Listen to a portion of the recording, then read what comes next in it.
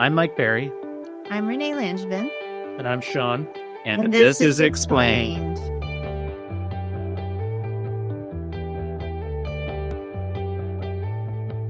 Welcome to explAInED. Today we welcome Dr. Sara Baker to the podcast. Sara is an AI strategist, speaker, and education advisor with over 2 decades of K-12 and higher ed leadership, including serving as VP of virtual learning. We have lots of questions about that. She is the founder of VBI Education, which provides AI professional development for educators and camps for teens, and the creator of 2 practical human-centered frameworks, which I want to hear about, that helps teachers, students, and schools use AI with clarity and purpose. So welcome, Sara, to the podcast. Thank you for coming. Yes, well, thank you for having me. Yeah, you're welcome. So our first question is always the same. We ask folks to tell their journey to where they are now, but then also answer the question, what does AI mean to you? Okay, great. Okay, so as you said, I've had 22 years in public education, and then I spent the last 6 years building tech solutions for businesses. So LMS websites with, like WordPress websites with integrated LMSs and designing online courses. So I've been out for a little bit, and what I have found is I love education, right? But as you all know, it's very intensive, right?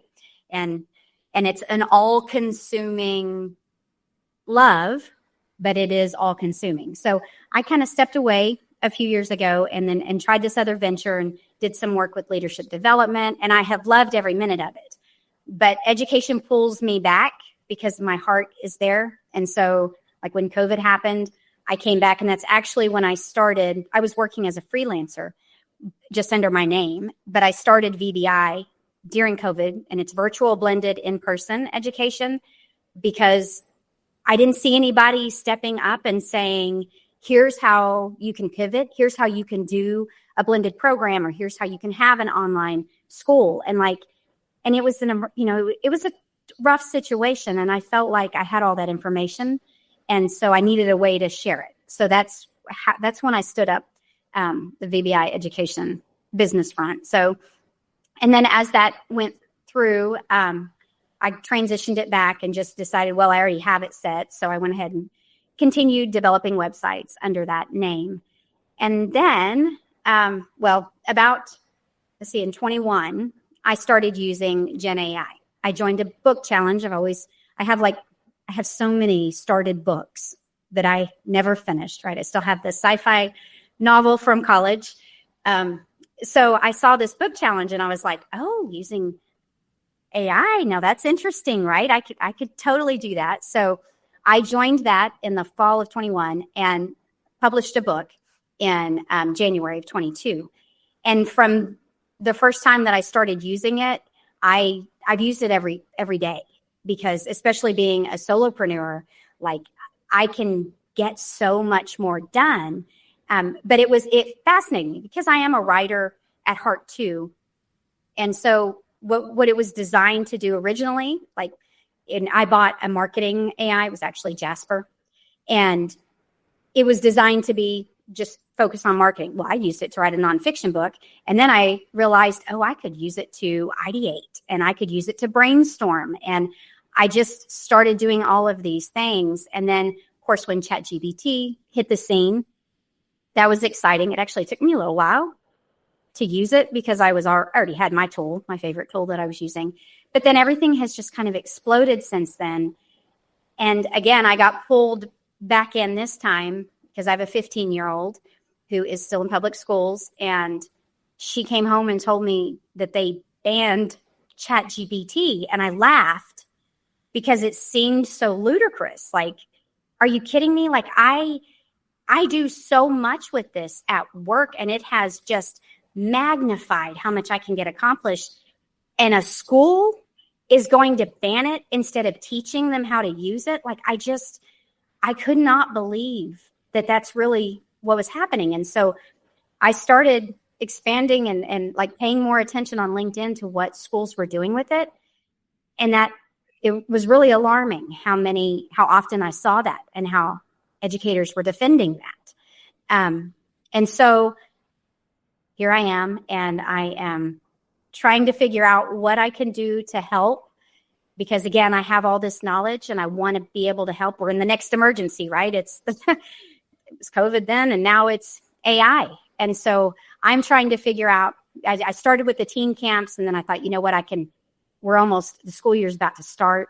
And that's just, a handful of kids at a time.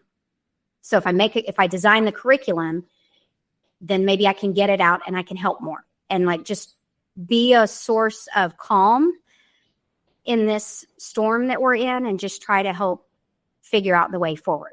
So that's the long version. I don't have a short version. Sorry.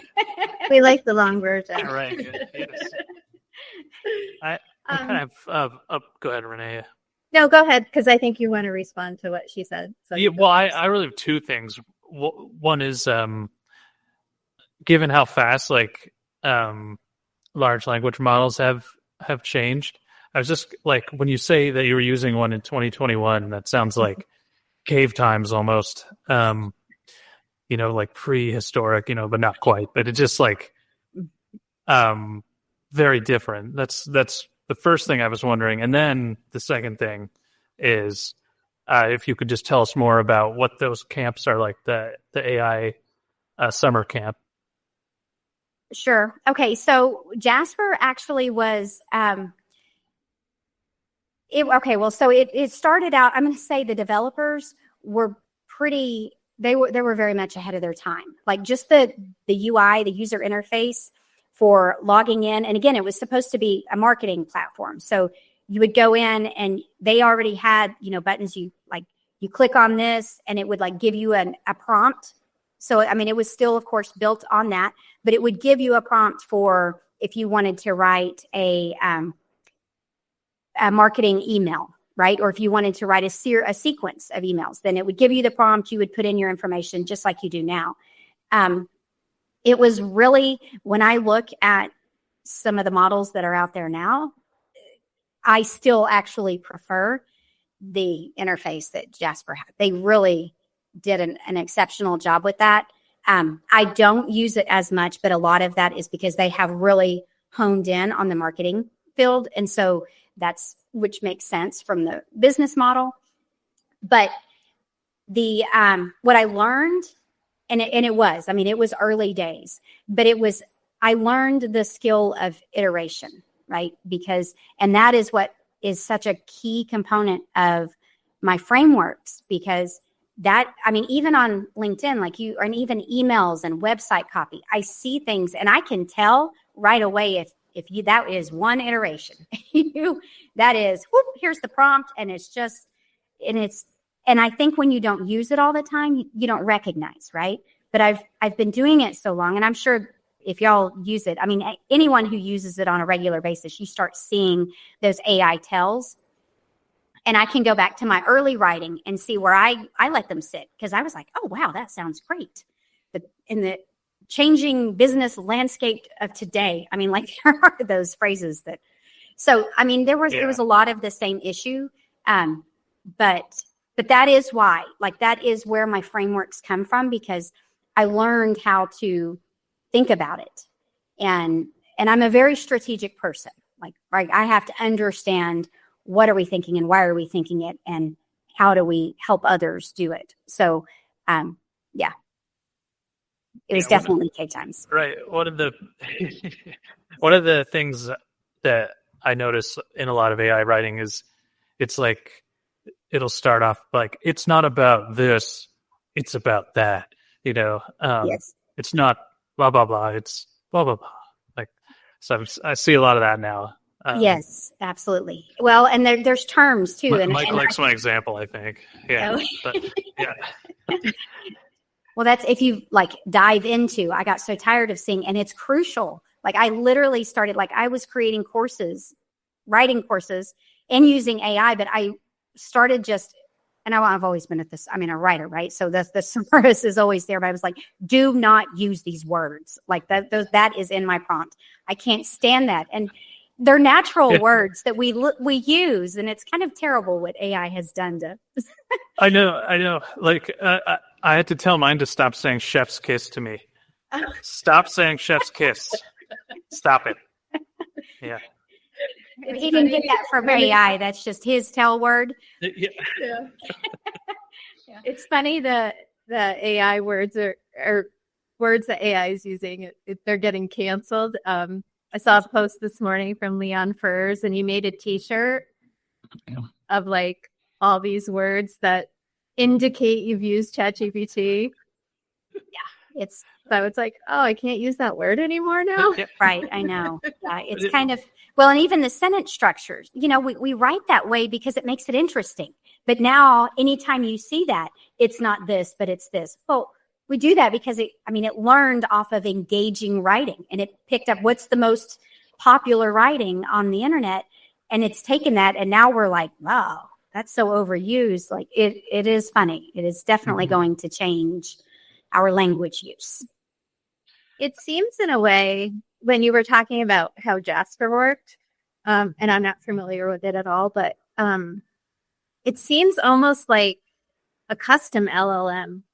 Like you could compare it to nowadays, like, was it Switzerland is developing one for their country. And I know we've talked to people on the podcast that are developing their own custom LLMs for their districts. And it almost sounds like, because Jasper is so specific to the task at hand, that I have been feeling for a while there's power in those custom LLMs. I don't know if there's a question in here. It's coming yet. Well, But- and they're out of Austin. And I will say that I agree completely, because that's part of why I didn't like ChatGPT, because it felt so generic. And like I use Claude and Perplexity, but like all of them, I was just like, okay, but why do I even need this? Because because even though it was custom, like it gave you the prompt, right? And there were boxes that like, who is your audience and what is your business? And it was building the prompt for you, but still I could do whatever I wanted. My nonfiction book was on how to cope it was about coping skills for toxic workplaces, because, working in schools for 22 years.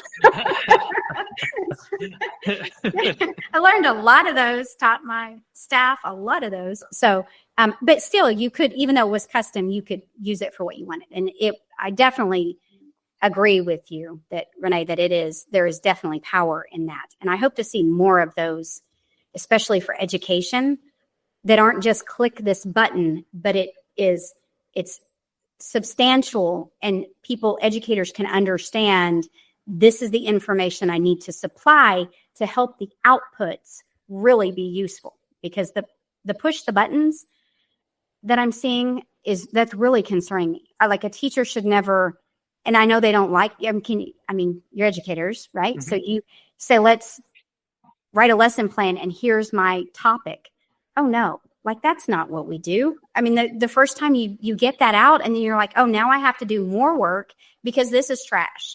Like, so I do hope to see more development in that area soon. Yes, Sarah. And I'm not sure. Sorry, we keep talking over each other today. I'm not sure that many teachers are necessarily doing that blindly.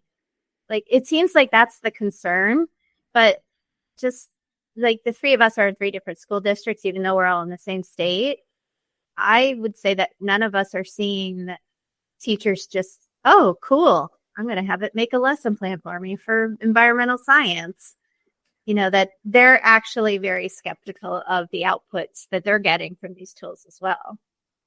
Right. And I didn't mean to say that they would blindly accept it. Oh, I know. Just more that it's like, it's supposed to be a tool that makes things easier. But if the quality of that output, if as an educator, if you don't look at that and it's good when it comes out, then it's just more work. It's just, like we have piled so many admin tasks on teachers. Like the cracks and the problems in education come from the mandates. Like that is the problem. If the mandates were peeled back and teachers could teach and there was actually academic freedom, then, you know what it's like, right? The quality of teaching when you're freed up is fabulous. So I'd like to see AI take that stuff off, but I don't think, I mean, right now it just feels like more work.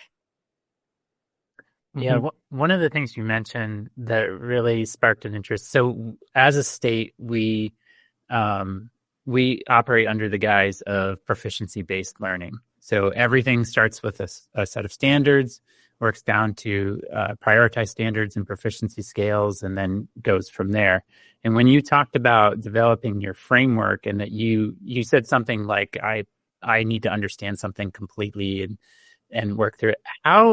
How did you start to build those frameworks? What were you pulling from? What kind of understanding were you pulling from? And how did you initially start to construct that? So one of the frameworks is MAP is that's the first one. So MAP is master the tools, which is basically understand what AI is good for and what it's not good for. And then you have assess the tools. So look at what is available and figure out which one does that job that you need completed best. And then P is just put it to work. Okay. So you've thought through. So I actually came up with that sitting at my daughter's volleyball practice. She practices in the Metroplex. I have to hour and a half drive, and then we're there for a couple of hours, and I love watching, but my brain has to stay busy. So I actually sat on LinkedIn because I started paying attention on LinkedIn, and I saw people talking about it, but I didn't see anything useful for principals or for teachers. And I thought, okay, if I was a principal and I'm trying to figure out how do I help my teachers understand this, then what do I need to do? And so I just drafted a LinkedIn post. And of course I didn't have the acronym because yes, I did put that. I came up with the 3 points. What are the 3 things? And then I was like, all right, make this cute and memorable. Right. So it gave me a lot. We went through a lot of iterations. I don't like what it does a lot of the times, but I came up with I just sat there and thought about, okay, whenever I'm trying to figure out, because I use multiple tools and I do everything in my business from, I build websites, right? And sometimes websites break. So I use AI to problem solve tech issues. Like, why does it say I have a critical error on this page? Like, what is happening? And I use it to write marketing languages, and I use it to strategize. I use it to figure out what products might work. I use it to do market research, write email sequences, like everything, right? So just kind of pulling back from that, how do I figure out which one makes sense then? And then trying to put it into language that makes sense for teachers and students. And the thing is, the frameworks will work for everybody. They'll work in the professional world, but my heart is education. So I'm going to help them first, and then we can figure out the rest. But then, so once I had MAP, then EERE was the next one. And so it's engage. So it just walks you through from, if I'm scared and I don't like tech. So that's the lens I put on. If I'm scared and I'm a teacher and I just am so over all this every year new stuff, like just get me through this, right? Make it simple. Make me not be afraid. And so it's just engage. You just start the conversation. You can say, hi, how are you? It doesn't matter. You're just starting. First step, right? First easy step. And then you refine. So you say, hi, how are you? I need to differentiate. I need to change the reading level of this passage. I need to change this lesson plan for a student that's on this grade level. I need to change this quiz because what the curriculum company gave me, this is trash. Like, rewrite this for me so my kids are actually interested. Like, not to criticize, but you know what I'm saying? Like, you have a lot of stuff, right? So just in thinking through that, okay, so you engage and then you refine. So whatever it gives you, never trust it. Never take the first output. It's never good. It's never the stopping place. So you refine, add more information, say, I like this, just like you would with a kid, right? It's feedback. I like this. I don't like this. Do it this way. Don't do it this way. Use this tone. Don't make it easier, make it harder, explain it more in depth. Or even, I don't understand what this means. Explain it to me so I can use it, right? And then from there, you expand.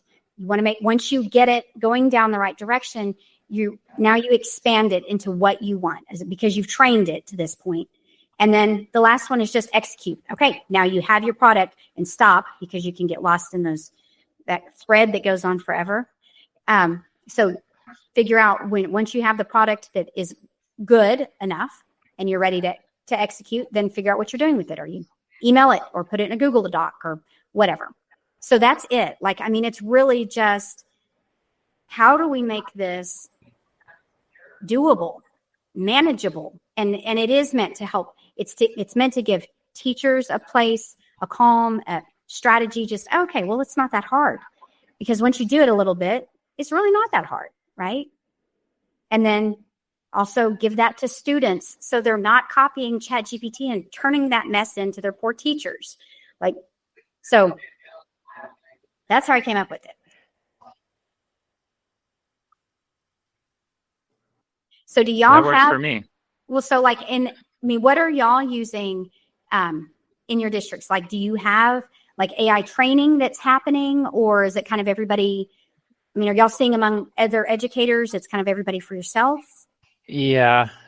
So Vermont's moving. I don't want to single out Vermont, but that's our context. That's what we know. And everybody's trying to grab at straws and figure out what's going on. Some are going the product route, like we need a tool or a platform to be able to do this. We're not getting a whole ton of guidance from our state agency, which is what the three of us are kind of advocating for, is some universal language around what should be happening in schools, what could be happening, or common resources at least.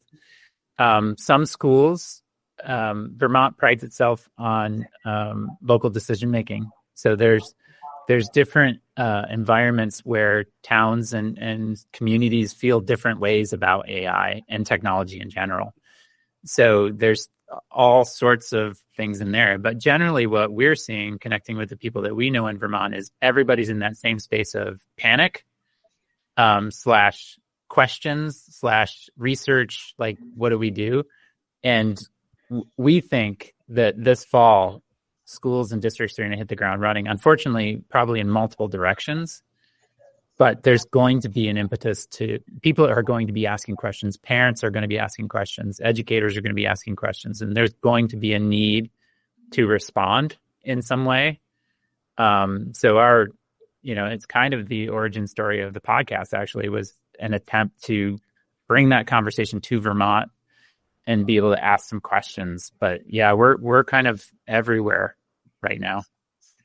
Yeah, that's what I'm seeing. And that, I mean, and that's how we roll in education, right? Because I mean, you have local control, and that is good. Yes. But for some things, I have to say that I'm usually not one that is in favor of more mandates at the state or federal level. But I think at this point, like this, I think it's too important, and it's too much to leave for everybody. And it's wasted time, right? For everybody trying to figure out the same thing. So like, let's figure out something that makes sense. What is our next best step? And I think something we have to come to peace with is we don't know what's going to happen in the next year. Like we just have to figure out what to do right now. Like we have to have a plan. You cannot turn all those teachers loose in August without some kind of support. Like that's not fair. And I'm really hoping, like you guys, that states pick that up and say, okay, let's do this. Let's all go this direction. And it's not going to be perfect, and it's going to be bumpy, and we're probably going to come back and have to change it. But let's do something and not leave everybody flailing on their own. We're running out of time, though. When do y'all start school in Vermont? Is it August? August. That's when it's here in Texas. Yeah. You had said in a post that I read, like trying to shift from overwhelm to action. And because of just the pace of AI, we're not used to this pace in education, first of all. And then all of these, it's really becoming a global priority because we've spoken to people in other countries as well, in K-12 education and higher ed. And so we feel the urgency as well, but I'm not sure that urgency has trickled down to those who aren't paying attention on a daily basis.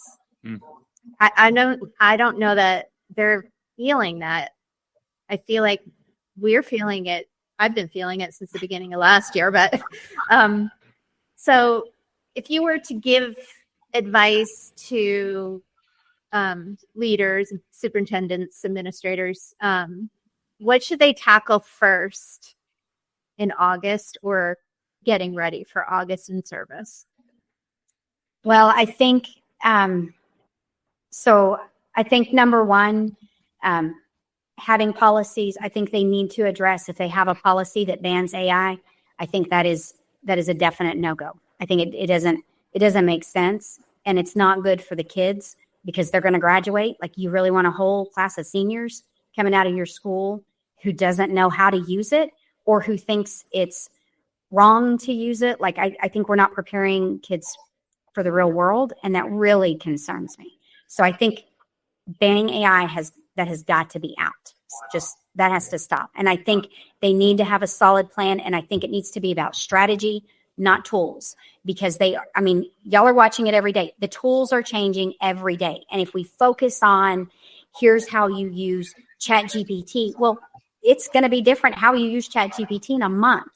Like, that's just how it's rolling. And so I think it needs to be, everybody needs to take a strategic approach. How do we figure out how to incorporate this so that it is not overwhelming for teachers, not overwhelming for students, and allow an avenue where students can use it to support their learning and not cheat, but it has to involve that refinement. I hate to say my solution is buy my curriculum but right now, I'm only creating that. I'm a solopreneur who has tried to stay out, right? But I look around and I'm not seeing anything that takes that view. I feel like everybody is about and that's what edtech is supposed to do, right? Here's our tool, here's our product. When I saw that nobody was saying, here's a calm way that you as a district curriculum director or superintendent or principal, how you can address it and help teachers find a way, and it not be about teach me one more tech thing, because that makes teachers go cross-eyed, because there's just so much tech. We've been in an edtech overwhelm for the last 25 years. And so that would be my advice. Find if there is other curriculum out there, fine, go use it. But don't turn your teachers out. Give them a plan, give them structure, help them use your change management techniques, right? It's going to be okay. We are in this together. We're going to figure out how to get through it, and it's going to be fine. But don't leave, because I'm also seeing posts that we already have an exodus problem with teachers bailing, and now I'm seeing posts that teachers are leaving because of AI, and that just breaks my heart. We have to do something better than that. So, well said. We use that change management strategy with Sean every day. It's like, Sean, it's going to be okay. It's going to be all right. No, it's not. We're going to get through it together. It'll be fine. No, Dr. Sara Baker, thank you so much. That was wonderful. I feel like we probably have another couple hours in the tank to be able to talk to you with some questions about things. But that was great. We want to respect your time and thank you very, very much. I apologize for Sean's examples, but the blah, blah, blah. Blah, blah, blah. We're very good, but thank you. Thank y'all. And thank you for having me. And I would be glad to come back, because I can literally talk about this all day. So same. Yeah. All right. Yeah. Thank you so much. All right. Good luck to y'all. Thank you.